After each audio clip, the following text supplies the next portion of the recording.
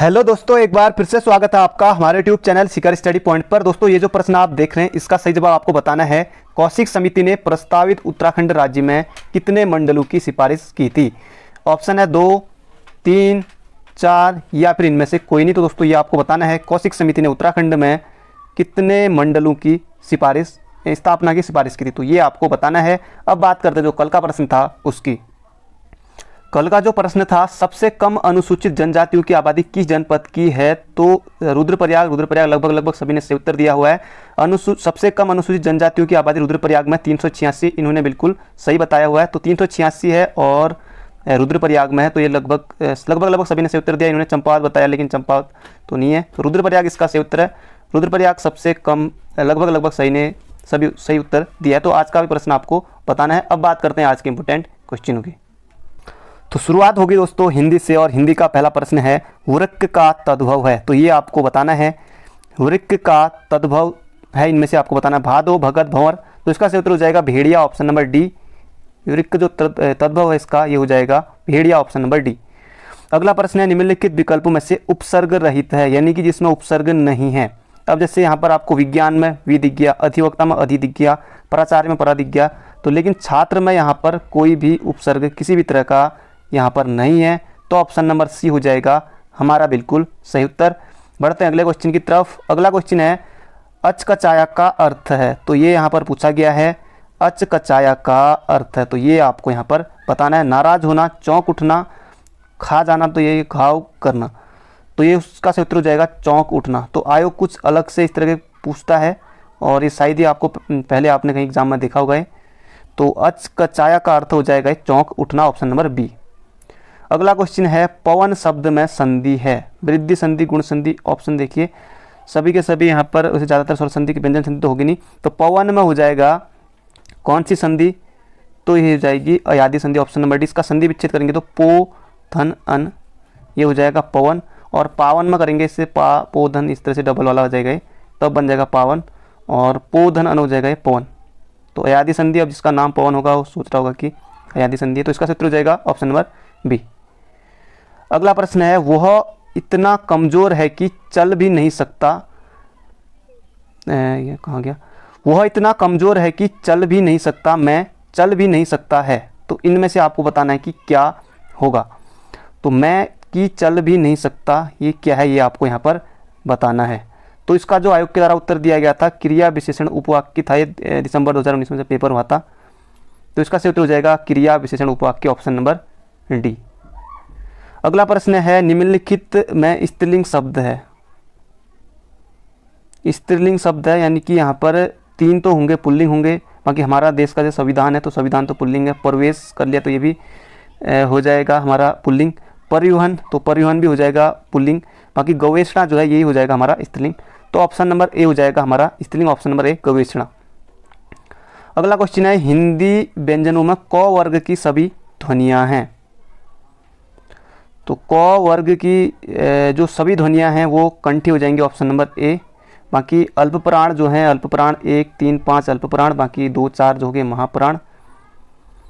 अघोष या जो अघोष हैं, घोष और सघोष तो बात के होते हैं, तो 1, 2 होते हैं घोष, और बाकी अनुनासिक होते हैं जो ना ये इस तरह से जो लास्ट के होते हैं ये अनुनासिक हो गए।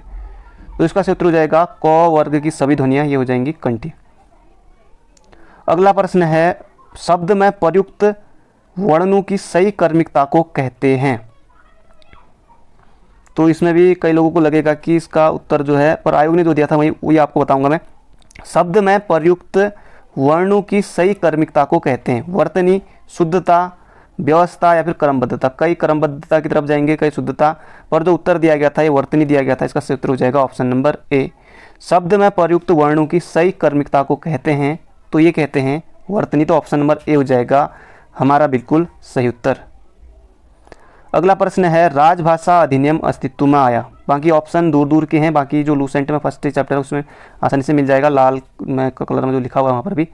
तो राजभाषा अधिनियम अस्तित्व में आया, तो ये आया कब? 1963 में, और संशोधन हुआ 1967 में। तो राजभाषा अधिनियम 1963 में अस्तित्व में आया, और इसमें जो संशोधन हुआ ये हुआ 1967 में, तो इसका सही उत्तर हो जाएगा ऑप्शन नंबर डी। अगला प्रश्न है, निम्नलिखित विकल्पों में से अकर्मक क्रिया है। तो अकर्मक क्रिया है, इनमें से आपको बताना है कौन सी अकर्मक क्रिया है। खाना सकर्मक है, लिखना ये भी सकर्मक है, पढ़ना ये भी सकर्मक है। तो अकर्मक हंसना, रोना, ये सब धोना, ये सब कौन सी हो जाएंगी, ये अकर्मक क्रिया। तो इस तरह से पूछा गया था, अकर्मक क्रिया है तो ये है हंसना। अगर रोना भी होता तो भी हो जाती है अकर्मक। अगला है, वे रिश्ता बनाते थे तो तोड़ते नहीं थे। इस वाक्य में जो यहाँ पर तो है, तो ये तो यहाँ पर दिया हुआ है, ये तो शब्द है, ये आपको यहाँ पर बताना है ये तो क्या होगा। ये तो जो होगा ये होगा समुच्चय बोधक। तो वे रिश्ता बनाते थे तो तोड़ते नहीं थे, जो तो है ये हो जाएगा कौन सा, समुच्चय बोधक। अब समुच्चय बोधक क्या है, जैसे दो वाक्यों से परस्पर जैसे जोड़ रहा है, तो हो गया, जोड़ने का काम कर रहा है, तो ये हो जाएगा हमारा समुच्चय बोधक। तो ये आपको बिल्कुल याद रखना है। अगला प्रश्न है, एंकर बाइट कहते हैं। एंकर द्वारा मुख्य समाचार पढ़ने को यहाँ देखते हैं हम, एंकर बाइट कहते हैं। तो एंकर द्वारा समाचार की इसका सही उत्तर हो जाएगा option number B, anchor bite. Anchor द्वारा किसी समाचार की पुष्टि हेतु वीडियो या कथन दिखाने को ही कहते हैं क्या, एंकर बाइट। तो एंकर बाइट कहते हैं, तो इसका सही उत्तर हो जाएगा हमारा ऑप्शन नंबर बी।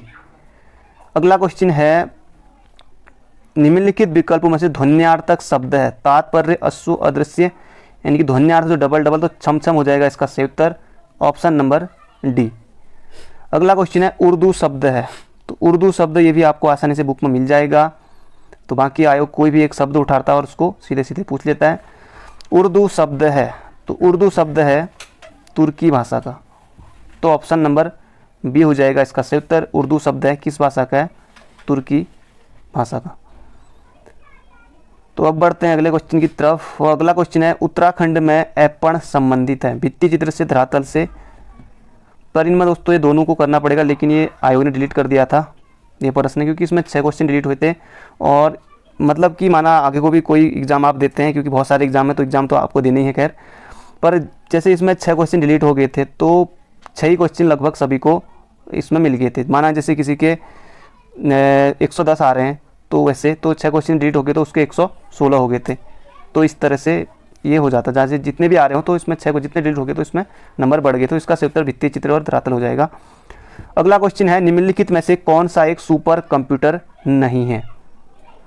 तो K3 क्रे 3 भी है, परम भी है, साइबर 205 भी है, फ्लॉक 15 ये नहीं होगा। इसका सही उत्तर हो जाएगा ऑप्शन नंबर डी।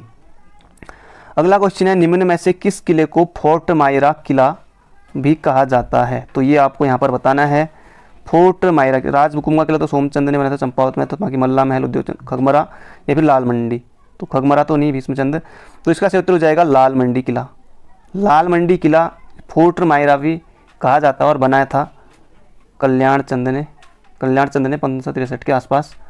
तो इसका सही उत्तर हो जाएगा, जैसे लंदन फोर्ट पिथौरागढ़ में है, तो जैसे सिमलगढ़ किला, लंदन फोर्ट, तो ये लाल मंडी किला ये अल्मोड़ा में। तो इसका सही उत्तर हो जाएगा ऑप्शन नंबर ए। कई बार ये क्वेश्चन बदल बदल के आया हुआ है। अल्मोड़ा के पूर्व में स्थित कुछ इस तरह से बना था, लाल मंडी किला कहाँ स्थित है, कुछ अजीब तरह से। अगला है, इंडियन प्रीमियर लीग 2018, तो उस समय का था क्योंकि 19 में पेपर हुआ था। तो खैर उस समय चेन्नई बनी थी, बाकी अभी का आपको याद रखना होगा, अभी तो खैर फाइनल ऐसा कुछ हुआ नहीं। अगला है, निम्नलिखित, तो ये वाला तो हो गया, कुमाऊं में राजकर के अतिरिक्त सयानु व थोकदारों को दिया जाने वाला कर कहलाता था। कुमाऊं में राजकर के अतिरिक्त सयानु व थोकदारों को दिया जाने वाला कर कहलाता था सलामी, पुगाड़ी, दस्तूर या उपयुक्त में से कोई नहीं। तो इसका सही उत्तर हो जाएगा दस्तूर। दस्तूर था ये, सयानु और थोकदारों को दिया जाने वाला कर। अगला है, भारत में पुरातत्व विभाग की स्थापना की। तो इनमें से आपको बताना है भारत में पुरातत्व विभाग की स्थापना किसने की। तो इसका सही उत्तर हो जाएगा यहाँ पर डलहौजी नहीं होगा, ये होगा कर्जन। कर्जन ने पुरातत्व विभाग की स्थापना की थी, 1904 के आसपास अधिनियम था। तो इसका सही उत्तर हो जाएगा पुरातत्व विभाग भारत में लॉर्ड कर्जन। अगला प्रश्न है, गढ़वाल के किस शासक ने सर्वप्रथम अपने नाम के साथ शाह की उपाधि धारण की। तो ये क्वेश्चन बहुत बार एग्जाम में आता, लगभग 3-4 बार तो आई गया होगा ये। तो गढ़वाल के किस शासक ने सर्वप्रथम अपने नाम के आगे शाह की उपाधि धारण की। बाकी यहाँ पर तो सभी के पीछे शाह लगाया, मान शाह और महीपति शाह, बलभद्र शाह। तो इसका सही उत्तर आपने बिल्कुल सही सोचा है, बलभद्र शाह ने सर्वप्रथम अपने नाम के आगे शाह की उपाधि धारण की थी। बाकी आपने भी पढ़ा होगा कि लोग कहते हैं कि परमारों को शाह की उपाधि लोदियों ने दी थी, यानी कि बहलोल लोदी ने दी थी, ये भी कहीं पढ़ा था। तो बाकी अगर देखें तो जैसे बलभद्र शाह, जैसे 1581 में रुद्रचंद के साथ युद्ध भी हुआ था, बधानगढ़ का युद्ध, ग्वालदम का युद्ध। और बाकी जैसे रुद्रचंद अकबर के समय था, तो जैसे 1581 में, तो बलभद्र शाह भी तो अकबर के समय ही होगा, पर लेकिन बुक में कहीं अलग तरह इस तरह से लिखा हुआ है। पर जो इसका सही उत्तर हो जाएगा शाह की उपाधि, तो ये हो जाएगा बलभद्र शाह। तो बढ़ते हैं अगले क्वेश्चन की तरफ। अगला क्वेश्चन है, ये पहली बार ही ये वाला प्रश्न एग्जाम में आया था। उत्तराखंड में सन 2006 ईस्वी के परिसीमन में मैदानी क्षेत्रों में सर्जित 6 नई विधानसभा में सम्मिलित नहीं है, यानी कि ये सभी, जैसे तो है नानकमत्ता, उधम सिंह नगर में है, रायपुर जो ये देहरादून वाली, तो खानपुर या फिर BHEL, तो इनमें से कौन सी जो 2006 में परिसीमन में मैदानी क्षेत्रों में सर्जित 6 नई विधानसभाओं में सम्मिलित नहीं है? तो इसका सही उत्तर हो जाएगा खानपुर, ऑप्शन नंबर बी। बाकी रायपुर है, नानकमत्ता है, और ये BHEL ये वाली भी है। तो नानकमत्ता ये ST के लिए है, और इसे चक्राता है वो भी ST के लिए है। अगला क्वेश्चन है, हम्बनटोटा पोर्ट स्थित है, तो ये पूछ लिया गया था ये भी एग्जाम में। हम्बनटोटा पोर्ट स्थित है श्रीलंका, वियतनाम, इंडोनेशिया या फिर सिंगापुर? तो हम्बनटोटा जो पोर्ट स्थित है ये सिंगापुर हो जाएगा इसका सही उत्तर। सॉरी, सिंगापुर नहीं, श्रीलंका, ऑप्शन नंबर ए, गलत बोल गया मैं। तो इसका सही उत्तर हो जाएगा श्रीलंका, ऑप्शन नंबर ए। अगला क्वेश्चन है, ज्वार प्रथा संबंधित है। ज्वार प्रथा संबंधित है, तो ये भी पहली बार एग्जाम में आया था। कृषि धन से, पशुधन से, शिक्षा धन से, स्त्री धन से? तो ऑप्शन भी देखिए, कृषि धन, पशुधन, स्त्री, तो इस तरह से एग्जाम प्रश्न आते हैं। तो ज्वार प्रथा जो है ये उसे भी जौनसार बाबर में, तो स्त्री धन से हो जाएगा ऑप्शन नंबर बी। ज्वार प्रथा स्त्री धन से, जौनसार बाबर में, ऑप्शन नंबर बी। अगला क्वेश्चन है, पल्लव वंश का सबसे शक्तिशाली राजा था, तो ये यहाँ पर पूछा गया है। पल्लव वंश का सबसे शक्तिशाली राजा था, तो ये हो जाएगा गोंडोफर्निज, ऑप्शन नंबर डी। तो पल्लव वंश का सबसे शक्तिशाली शासक था या राजा था, ये था गोंडोफर्निज, ऑप्शन नंबर डी। अगला प्रश्न है, भारत में 1991 ईस्वी में आरंभ की गई सुधारवादी नीतियों के मुख्य कारण थे? तो इनमें से आपको बताना है, सुधारवादी नीतियों 1991 की ये बात है, तो कौन से मुख्य कारण थे? विदेशी मुद्रा कोषों में कमी, तो ये भी बिल्कुल सही है। विदेशी ऋणों की वृद्धि, ये भी सही है। और विदेशी भुगतान में संशोधन, ये भी सही है। और उपयुक्त तो सभी हो जाएगा इसका सही उत्तर, ऑप्शन नंबर डी। तो ये सभी हो जाएगा ऑप्शन नंबर डी। अगला क्वेश्चन है, निम्न में से कौन कौशल भारत अभियान के ब्रांड एम्बेसडर नियुक्त किए गए? तो उस समय जब 19 में पेपर हुआ था, तो उस समय पहले का होगा, तो अनुष्का शर्मा और वरुण धवन था उस समय के हिसाब से, पर इसको छोड़ दीजिए। बढ़ते हैं अगले क्वेश्चन की तरफ। अगला क्वेश्चन है, किस पवार शासक ने सर्वप्रथम अपने राज्य में अंग्रेजी शिक्षा की शुरुआत की या प्रारंभ की? तो अपने राज्य यानी कि कहाँ? तो टिहरी में, इस तरह से भी आ सकता है। किस परमार शासक या टिहरी में अंग्रेजी शिक्षा की शुरुआत किसने की थी? तो इसका सही उत्तर हो जाएगा Pratap Shah, option number B. Option number B, Tehri में अंग्रेजी शिक्षा की शुरुआत की थी प्रताप शाह ने। प्रताप शाह, तो ये आपको बिल्कुल याद रखना है। और प्रताप शाह, तो बाकी यहाँ पर सभी दे रखे हैं। भवानी शाह से पहले जैसे सुदर्शन शाह और नरेंद्र शाह के बाद मानवेंद्र शाह, तो ये 6 पवार शासक हो गए ये टिहरी रियासत वाले। अगला क्वेश्चन है, उत्तराखंड का नवीन इतिहास नामक पुस्तक के लेखक हैं? तो इनमें से आपको बताना है, उत्तराखंड का नवीन इतिहास नामक पुस्तक के लेखक हैं। शेखर पाठक तो बिल्कुल नहीं, उत्तराखंड में कुली बेकार पढ़ता ये सब। बाकी अजय रावत, इनकी बुक तो खैर आप लोग पढ़ते ही हैं। तो इसका सही उत्तर हो जाएगा, उत्तराखंड का नवीन इतिहास जो पुस्तक है वो है डॉक्टर यशवंत सिंह कटोच। उत्तराखंड का नवीन इतिहास Yashwant Singh Katoch, option number C हो जाएगा हमारा बिल्कुल सटीक उत्तर। अगला प्रश्न है, भारतीय अर्थव्यवस्था है या फिर भारत की अर्थव्यवस्था किस तरह की है? तो ये यहाँ पर पूछा गया है, समाजवादी, पूंजीवादी, सामंती। तो आपने पढ़ा होगा कि भारत की जो अर्थव्यवस्था है वो है मिश्रित अर्थव्यवस्था। तो इसका सही उत्तर हो जाएगा भारत की अर्थव्यवस्था, भारतीय अर्थव्यवस्था है तो ये मिश्रित अर्थव्यवस्था। अगला प्रश्न है, पूर्णागिरि मेला कब लगता है? बसंत पंचमी, चैत्र नवरात्रि, मकर संक्रांति, एक ही साथ तो सभी लोग होंगे नहीं, उपयुक्त तो सभी भी ऑप्शन में दिया हुआ है। तो मकर संक्रांति तो नहीं, मकर संक्रांति के लिए जो प्रसिद्ध है जो बागेश्वर का जो उत्तरायणी, तो इसका सही हो जाएगा यहाँ पर पूर्णागिरि मेला चैत्र नवरात्रि में लगता है टनकपुर, जहाँ जो पूर्णागिरि मंदिर है। और लगभग कि ये हमारे राज्य का सबसे जो लंबा मेला इसको माना जाता है, चैत्र नवरात्रि में लगता है पूर्णागिरि मेला, लगभग कि 1.5-2 महीने के आसपास। अगला क्वेश्चन है, उत्तर मध्य रेलवे का मुख्यालय स्थित है? उत्तर मध्य रेलवे का मुख्यालय स्थित है? मुंबई। उत्तर मध्य पूछा तो मुंबई कहाँ से आ जाएगा? इनमें से आपको बताना, कोलकाता भी इससे दूर में हो गया पूरब साइड। तो इसका सही उत्तर हो जाएगा उत्तर मध्य रेलवे का जो मुख्यालय है इलाहाबाद यानी कि प्रयागराज हो जाएगा इसका सही उत्तर। ऑप्शन नंबर बी, उत्तर मध्य रेलवे का मुख्यालय है प्रयागराज में। अगला क्वेश्चन है, ये क्वेश्चन तो खैर कल भी आया था जब मैंने आपको दिया था, और उसमें ही तो ये आयोग ने भी पूछा हुआ है। न्यायिक पुनरावलोकन की उत्पत्ति सर्वप्रथम कहाँ हुई? तो ये आपको यहाँ पर बताना। कल वाले में यूएसए ऑप्शन था इस तरह से, पर यहाँ पर संयुक्त राज्य अमेरिका है, तो हम वही करेंगे। न्यायिक पुनरावलोकन की उत्पत्ति कहाँ हुई? तो ये हुई थी संयुक्त राज्य अमेरिका में। तो ऑप्शन नंबर बी हो जाएगा हमारा बिल्कुल सही उत्तर। अगला क्वेश्चन है, समान नागरिक संहिता का उल्लेख है। तो समान यानी कि जहाँ पर आपको समान दिखे 44 में यानी कि 4-4, तो ये भी 4-4 दोनों समान है, तो ये हो जाएगा अनुच्छेद 44 में। तो सबसे पहले जो समान नागरिक संहिता से गोवा में, तो इसका सही उत्तर हो जाएगा अनुच्छेद 44 में है समान नागरिक संहिता। और ग्राम पंचायतों का गठन अनुच्छेद 40 में, तो ये भी आता है एग्जाम में। तो समान नागरिक संहिता अनुच्छेद 44। अगला क्वेश्चन है, देवनागरी लिपि के आधार पर भोटी लिपि का आविष्कार किसने किया? देवनागरी लिपि के आधार पर भोटी लिपि का आविष्कार किसने किया था? लामा ने, थियांग ने, मांगचेन ने या थोनमी संभोटा ने?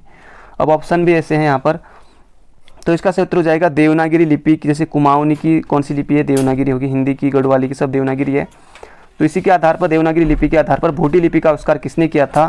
तो ये किया था थोनमी संभोटा ने। तो ऑप्शन नंबर ए हो जाएगा हमारा बिल्कुल सही उत्तर।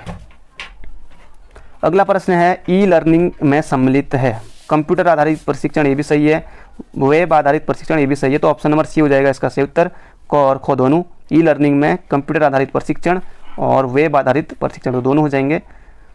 अगला क्वेश्चन है, सन 1857 की क्रांति के समय कुमाऊं का कमिश्नर कौन था? तो ये तो खैर आपके लिए बिल्कुल आसान वाला प्रश्न हो गया होगा। अब यहाँ पर जॉर्ज B.W. ट्रेल भी दे रखा है, बैटन भी दे रखा है। बैटन तो खैर उससे पहले, तो इसका सही हो जाएगा सर हेनरी रैमजे।